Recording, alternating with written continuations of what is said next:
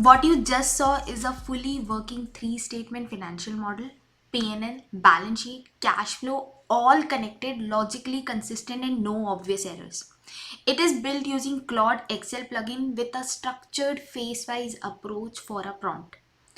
In my last video, I showed why a single prompt usually does not give you a reliable financial model.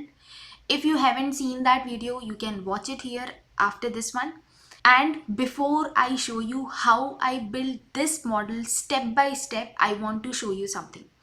After building multiple models using different prompts, I asked Claude a very simple question: why can't you build a three statement model in one detailed prompt? And its answer was actually very revealing. Look at point number one: sheer size and complexity. 200 to 500 formulas, cross sheet links that have to be built in a specific order. Claude can't do all of that in one go without losing track, and hence sometimes it hallucinates. Point number three: compounding errors. If Claude makes an error in one step, it cascades silently through everything after. And in fact, you won't even know until the balance sheet doesn't balance. And then look at this last part.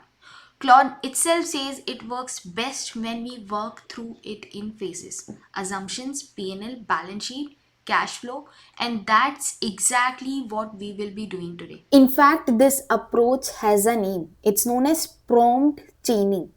Instead of one big prompt, you break the task into connected steps. Each step builds on your previous step. And you check the output of Claude before moving forward. And that's it.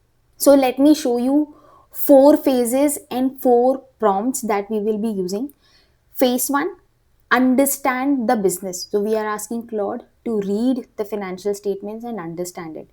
Phase two: build the P&L assumptions and then its projection. Phase three: balance sheet assumptions and its projection. And phase four: finally link the cash flow and audit the model. And I have already ran this model for Colgate Palmolive, but I'll show you each prompt in Excel and what it produces. So let's move on to Excel now. So phase one, this is very important model. Before building anything, we as an analyst, we need to understand what drives the business, what are the revenue segments, what are the cost pressure, what moves margins in this industry. So similarly, we are asking Claude to understand the financial statements, to understand the revenue segments, to understand what is the cost structure, so that the randomness in our model reduces. So here is the prompt, and notice that I'm not asking to build anything yet. I'm asking it to analyze the business model, identify what are the revenue growth, what are the gross margin, and what drives operating leverage, and highlight any India specific accounting nuances. And do not build projections yet, just explain the business like an analyst would do before modeling. And if you don't say that, Claude jumps ahead. And that's the whole point of using prompt chaining. We want to avoid that randomness from the model. So, this is the important key point. Let's press hit. And here is what's come back: Colgate Palmolive. So, it understands revenue and business model, and it has analyzed the revenue growth. The key characteristics: low cyclicity, 50% market share, cost structures and margin drivers. So single most, so it has analyzed the entire business, and now the chances of doing error will be on the lower side. Key insights: what drives revenue growth, what drives gross margin, what does operating leverage is doing here, balance sheet, working capital, India specific accounting nuances. So now it has the entire context of building the model. So now we can move on to our next phase. Now, phase two, the PNL. This is the prompt. Look at how this prompt is structured. So, before starting, create a dedicated assumption sheet. This is how we generally do. So, we are asking it to create an assumption sheet. All numbers in the model have formulas linked to a source. All key assumption must be explicitly listed, no hidden assumptions. If there is no formula, it should be clearly explained how that value was calculated. This is the convention that we wanted to follow in terms of blue font for hard code numbers, formulas for black, and then green. Now build the P&L projections using a structured driver based approach. So revenue growth drivers as category growth and volume growth and premiumization. Make reasonable assumption because now it has a context of this business, so the number will be in line. COGS, expenses as a percentage of revenue. Notice depreciation in finance cost will be built later when we discuss the balance sheet. So I have deliberately asked it to not work upon this number on these two line items as we generally do while we create a model ourselves.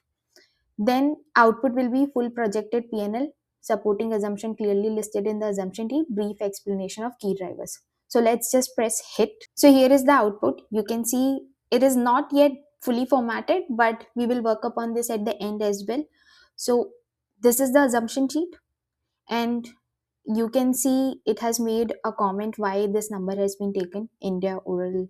Then it's saying that margin share gain from rural distribution. So we have all the rationals included in this, and cost drivers, operating drivers, all as a percentage of revenue, and depreciation. So for depreciation, as I asked it to not work upon this depreciation and finance costs. So if you read, it's a placeholder as of now. It will work upon it later when we create a balance sheet. Similarly, for the finance cost, it's a placeholder. So we have a good assumption sheet and then PNL created out of this assumption sheet. It's linked. I have already checked this number. There is no error. Now let's move on to phase 2. So next phase is balance sheet assumptions and projection. And this is where most AI model fall apart. So your prompt should be detailed enough to guide Claude so that it doesn't hallucinate or create a broken linkages. So notice that I'm asking it to create a separate section in the assumption sheet for the BS assumptions. Working capital model using days, receivable days, inventory days, and payable days, do not as a percentage of revenue. In terms of fixed asset, I am sharing it a capex and ROU schedule, historical, and I'm asking it to create schedule based on the growth and then link this depreciation number to PNL, back to the PNL. Similarly, leases, I'm asking it to create a separate lease liability schedule, and the finance cost related to lease should be adjusted to P&L now. So, last time we created a placeholder for P&L and depreciation, but now with the balance sheet, we have a clarity on these two numbers. So, we are asking it to use these numbers. Then debt, keep same unless required, equity link retain earnings from net income, and then output will be fully projected balance sheet, and assets liabilities plus equity should be checked. So I'm attaching PP&E schedule and let's press hit. So here is the output.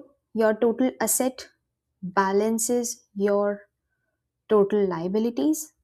If we see assumption sheet, these are the balance sheet drivers: working capital, dividend, equity, other balance sheet items, a separate capex schedule, ROU, then PP&E, and then lease liability. So every number in your balance sheet is again traceable.